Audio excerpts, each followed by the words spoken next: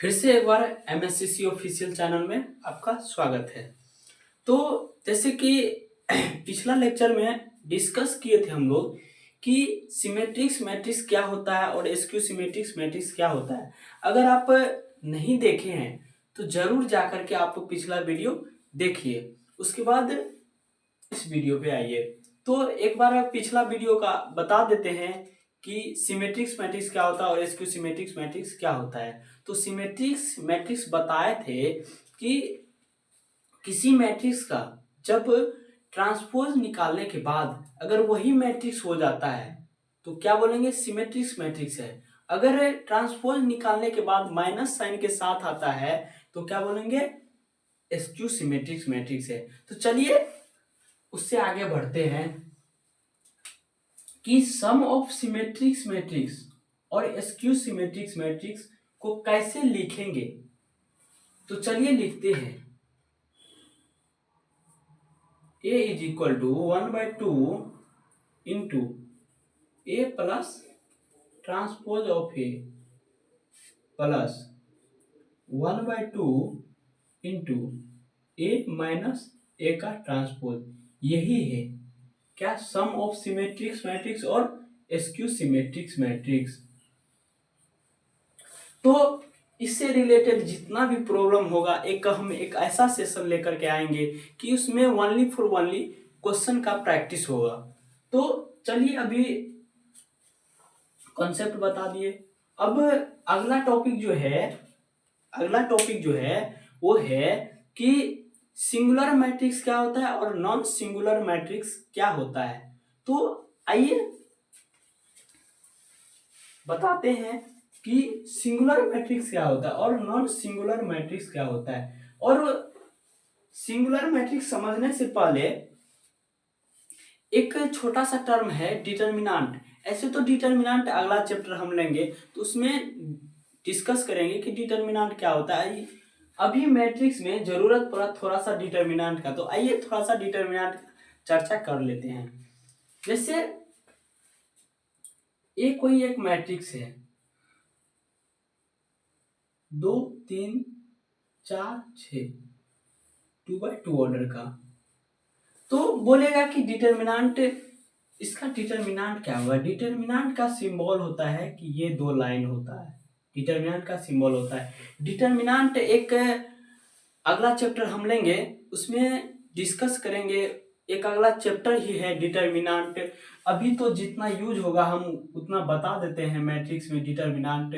तो चलिए, और डिटर्मिनेंट एक निश्चित एक फिक्स वैल्यू देता है। क्या होता है, एक फिक्स वैल्यू देता है डिटर्मिनेंट। तो डिटर्मिनेंट निकालने का जो तरीका होता है, ये जो है इसको मल्टीप्लाई करेंगे, 12 हो जाएगा माइनस 12, क्या हो जाएगा 0। इसका डिटर्मिनेंट क्या होगा 0। इसी तरह से डिटर्मिनेंट निकाला जाता है। तो हम बताए थे कि सिंगुलर मैट्रिक्स क्या होता है और नॉन सिंगुलर मैट्रिक्स क्या होता है, यही टॉपिक डिस्कस कर रहे हैं। ये हो गया सिंगुलर मैट्रिक्स।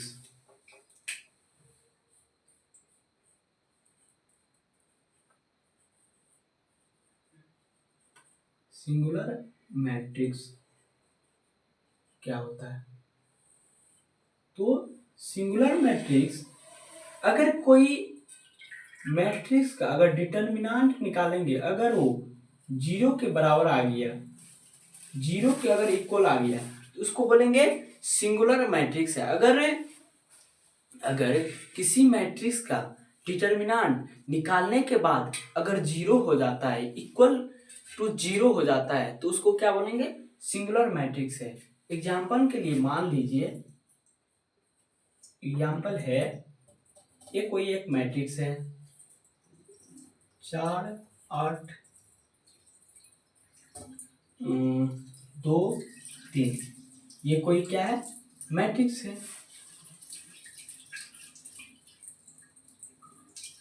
4 लीजिए, ये कोई एक मैट्रिक्स है। इसको चेक करने के लिए बोलेगा कि ये सिंगुलर मैट्रिक्स है या फिर नहीं है। तो कैसे चेक करेंगे, सबसे पहले उसका डिटर्मिनेंट निकालेंगे। तो आइए डिटर्मिनेंट निकालते हैं। तो डिटर्मिनेंट निकालने के लिए इसको मल्टीप्लाई करेंगे। 16 माइनस 16 क्या हो रहा है, डिटर्मिनेंट क्या हो रहा है, 0 हो रहा है। ए का जो डिटर्मिनेंट है 0 के बराबर है, मतलब क्या, सिंगुलर मैट्रिक्स है, सिंगुलर मैट्रिक्स है। तो समझ गए होंगे कि सिंगुलर मैट्रिक्स किसको बोला जाता है। अब अगला टॉपिक है कि नॉन सिंगुलर मैट्रिक्स क्या होता है।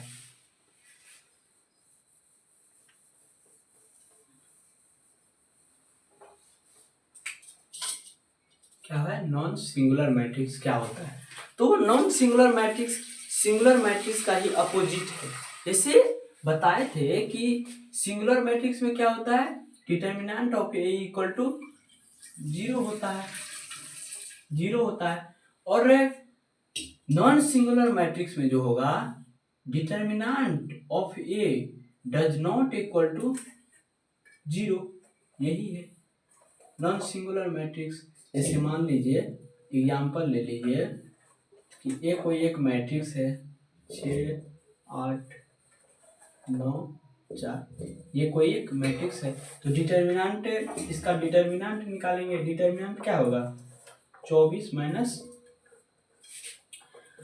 72 क्या होगा, डिटर्मिनेंट इसका डज नॉट इक्वल टू 0 है, कुछ ना कुछ इसका वैल्यू आ रहा है, मतलब क्या, 0 के बराबर नहीं है, क्या होगा, नॉन सिंगुलर मैट्रिक्स होगा, नॉन सिंगुलर मैट्रिक्स होगा। अब अगला टॉपिक लेते हैं जिसमें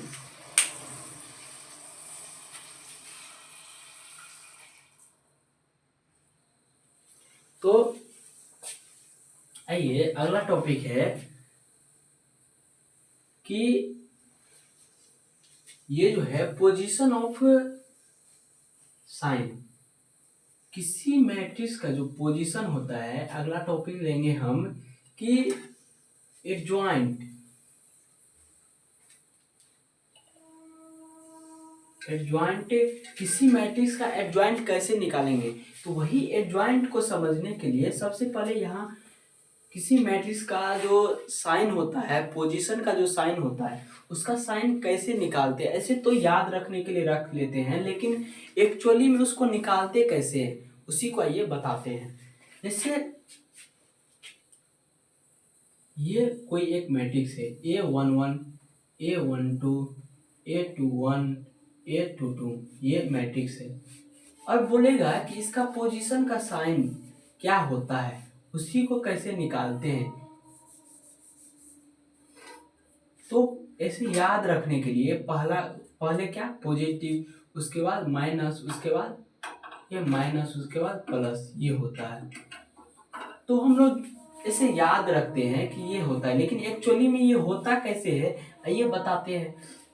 एक्चुअली में ये जो होता है, माइनस ऑफ 1 का पावर i प्लस जे, आई क्या है, ये रो, और ये क्या है, कॉलम। तो ये जो है, ये क्या है, A11, तो इसका क्या हो गया, पहला रो और पहला कॉलम। तो यही है माइनस का, वो -1 का पावर जो होगा। तो आइए देखते हैं कि यहाँ प्लस हो रहा है कि नहीं हो रहा है कॉन्सेप्ट से। तो -1 का पावर 1 + 1 क्या होगा, प्लस होगा। तो इसी तरह से निकालते हैं कि कैसे होता है, एक्चुअली में कैसे होता है, कैसे होता है, यही हम समझते हैं। तो चलिए समझ गए। तो अगला टॉपिक ले रहे हैं कि एडजॉइंट किसी मैट्रिक्स का कैसे निकालते हैं।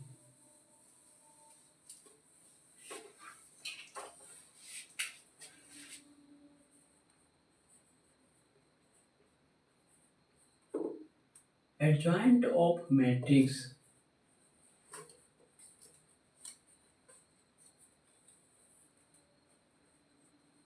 अब देखिए किसी मैट्रिक्स का एडजॉइंट कैसे निकालेंगे? तो एडजॉइंट निकालने के लिए सबसे पहले बता दिए कि मैट्रिक्स का पोजीशन हमेशा याद, इसे निकालने के लिए कॉन्सेप्ट बता दिए, लेकिन याद होना चाहिए तो आसानी से प्रॉब्लम बनेगा। तो चलिए देखते हैं एडजॉइंट कैसे निकालेंगे। तो एक एग्जाम्पल के जरिए समझते हैं। ये कोई एक मैट्रिक्स है, 4 6 8 3, ये एक मैट्रिक्स है। कितने बाय कितने ऑर्डर का? 2x2 ऑर्डर का। तो चलिए और एक टर्म समझना पड़ेगा कि कोफैक्टर क्या होता है। कोफैक्टर क्या होता है? तो कोफैक्टर समझने के लिए ये जो है कोफैक्टर, जैसे बोलेगा कि 4 का कोफैक्टर, ये जो है 4 का कोफैक्टर क्या होगा? 4 जिस रो में है और जिस कॉलम में है उसको ढकने के बाद जो एलिमेंट बचेगा उसी को कोफैक्टर ऑफ 4 बोलेंगे। और ये जिस पोजीशन को गेन करेगा, प्लस पोजीशन बताए कि मैट्रिक्स का एक अपना पोजीशन होता है, वो जो होगा उसी को कोफैक्टर बोलेंगे। तो कोफैक्टर क्या होगा?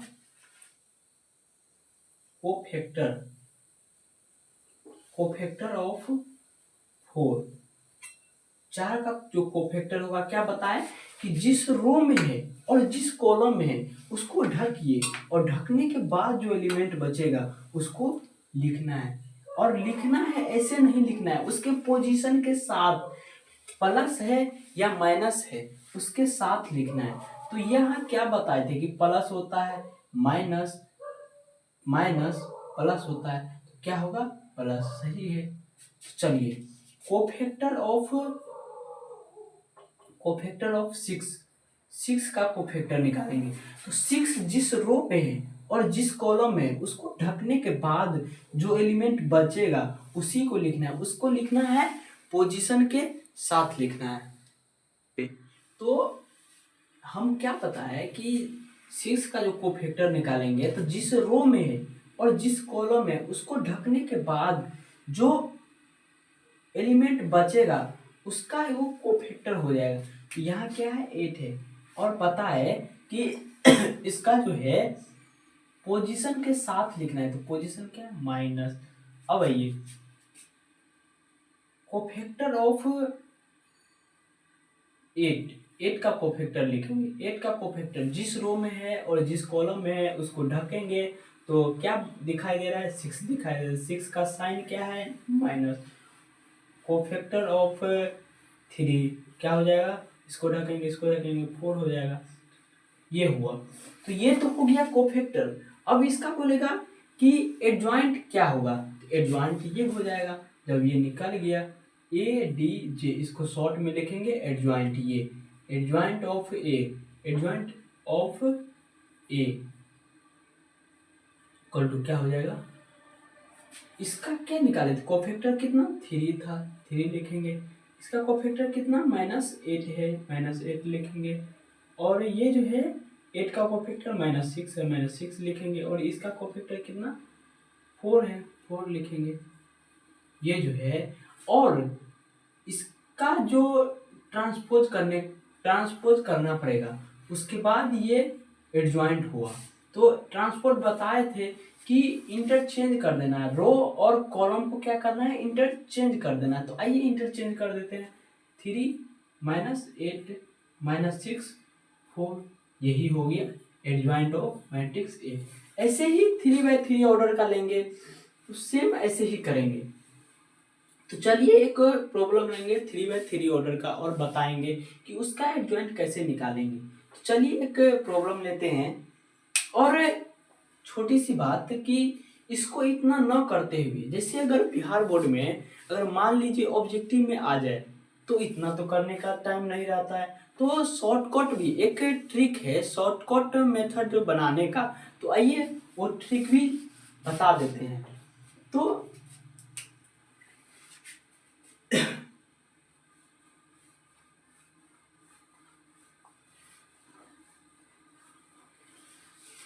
चलिए इसको साफ कर देते हैं।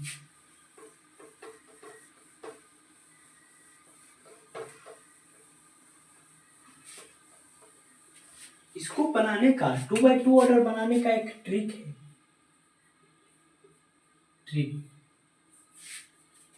ट्रिक क्या है, ये कोई एक मैट्रिक्स है 2 3 4 1, ये एक मैट्रिक्स है। तो ट्रिक आइए आसानी से समझते हैं। ट्रिक क्या करता है, इसका जो एडजॉइंट निकालेंगे ए डी जे ऑफ ए तो निकालेंगे, तो देखिए पहला जो है ये इसको क्या करेंगे, इंटरचेंज कर देंगे।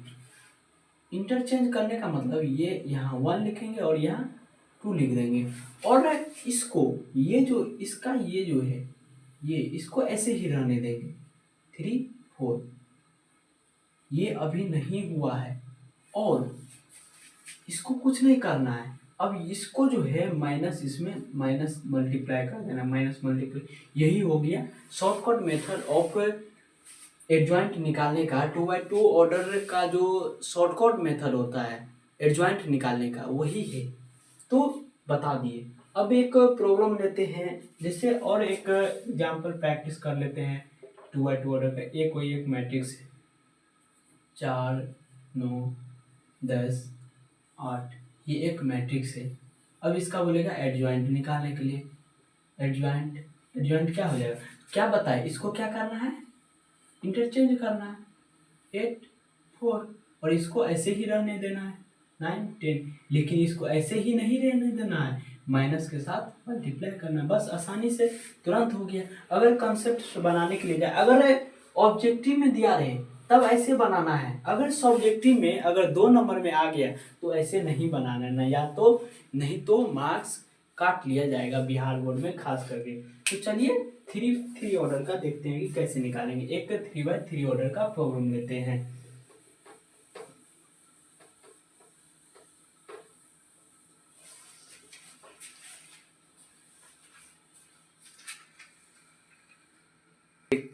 तो आइए एक क्वेश्चन लेते हैं 3x3 ऑर्डर का।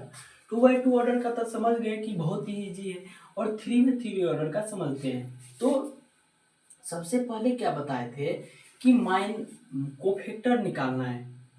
माइनर होता है कि जिस एलिमेंट का माइनर निकालना है उसको जिस रो में है और जिस कॉलम में है ढकने के बाद जो 2x2 ऑर्डर का मैट्रिक्स बनेगा उसको क्या माइनर बोला जाएगा, और जो साइन के साथ लिखेंगे उसको क्या बोलेगा, कोफैक्टर बोला जाएगा, साइन के साथ जो लिखेंगे। तो आइए देखते हैं, और सबसे पहले कोफैक्टर निकालने पड़ेगा। कोफैक्टर ऑफ 1 का कोफैक्टर निकालेंगे। कोफैक्टर निकालने का तरीका बताए थे कि जिस रो में है और जिस कॉलम में है उसको ढकने के बाद जो बचेगा उसको क्या करना है, निकालना है। 5 6 8 9 ये हो गया, और इसका जो डिटर्मिनेंट निकालेंगे, डिटर्मिनेंट निकालने के बाद जो होगा ये जो है क्रॉस मल्टीप्लाई करेंगे। पहले इसको करें 45 माइनस 48, कितना हो जाएगा, -3। एक ही बात सबका साइन पोजीशन हम लिख लेंगे, पहले इसको कर लेते हैं उसके बाद लिख देंगे। उसके बाद कोफैक्टर ऑफ 2 का कोफैक्टर जिस रो में है और जिस कॉलम में है ढक देंगे। क्या दिखाई दे रहा है, 4 6 7 9 दिखाई दे रहा है। क्या होगा, 36 माइनस 42 कितना हो जाएगा, 6 -6 हो जाएगा। उसके बाद कोफैक्टर ऑफ 3 का कोफैक्टर ऐसे ही करके सब निकालेंगे। 4 5 7 8 क्या हो जाएगा, 32 माइनस 35 -3 हो जाएगा। उसके बाद कोफैक्टर ऑफ 4। अब देखिए 4 जिस रो में है और जिस कॉलम में है उसको ढकेंगे, इस रो में है इस कॉलम में है, तो क्या बच जाएगा, ये दिखाई दे रहा है 2 3 8 9, क्या हो जाएगा 18 माइनस 24 कितना हो जाएगा, 6 हो जाएगा, माइनस में 6। उसके बाद देखिए 5 का निकालना, कोफैक्टर ऑफ 5 का कोफैक्टर निकालेंगे। तो 5 का जिस रो में है और जिस कॉलम में उसको ढकेंगे, क्या दिखाई दे रहा है 1379, 1379, 9 कितना हो जाएगा, 9 माइनस 21 कितना हो जाएगा 12 माइनस में 12।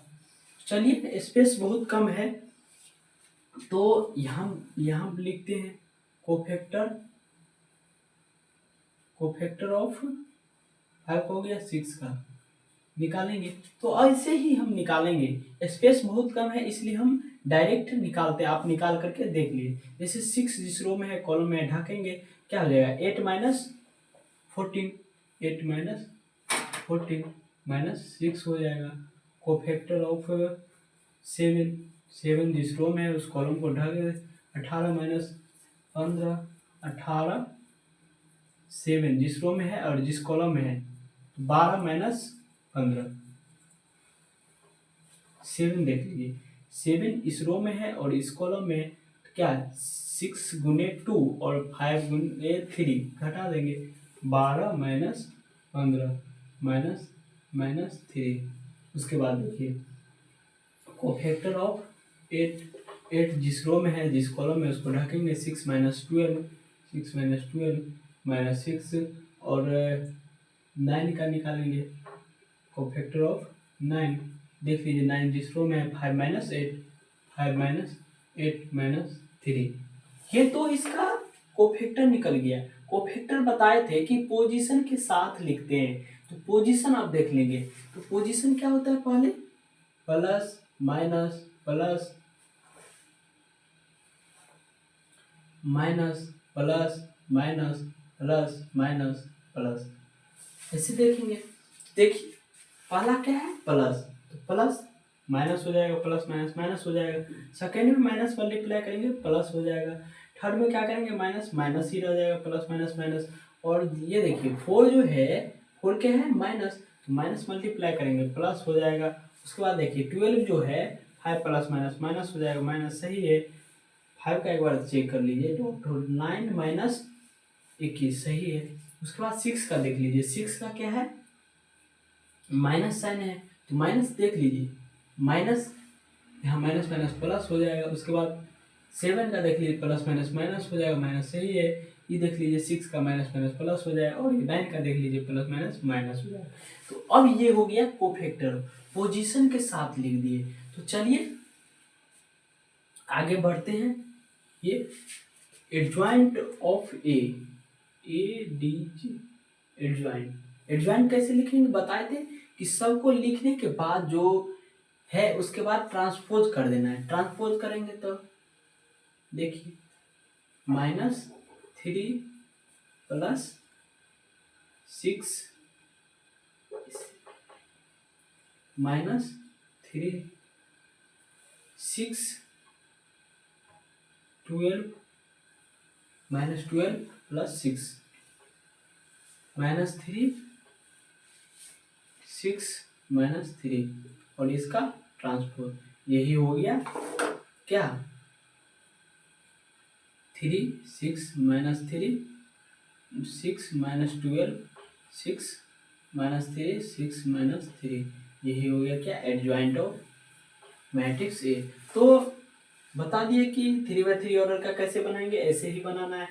इसके लिए भी एक शॉर्टकट तरीका है। अगर मान लिया जाए कि ऑब्जेक्टिव में पूछ दे तो ऐसे तो ना बनाने में 5 मिनट 10 मिनट लग जाएगा, तो ऐसे में टाइम बर्बाद हो जाएगा। तो टाइम को सेव करने के लिए इसके लिए भी एक हम ट्रिक बनाए हैं जो कहीं नहीं मिलेगा। वो खुद से सोच करके, खुद से डेवलप करके बनाए हैं, खुद से थिंकिंग की है, उसके बाद बनाए हैं। तो जो है वीडियो का लेंथ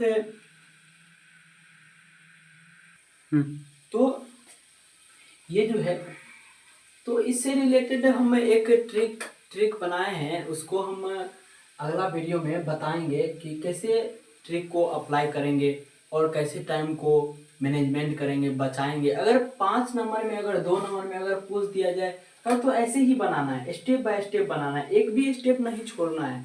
अगर ऑब्जेक्टिव पे आ गया तो उसको ट्रिक के सहारे बनाना है, जो कि कहीं नहीं मिलने वाला है। किसी भी यूट्यूब चैनल आप कहीं भी खोज लीजिए, आपको नहीं मिलेगा। सिर्फ MSCC ऑफिशियल चैनल में आपको मिल जाएगा। तो मिलते हैं अगले वीडियो में। Have a next day, good bye.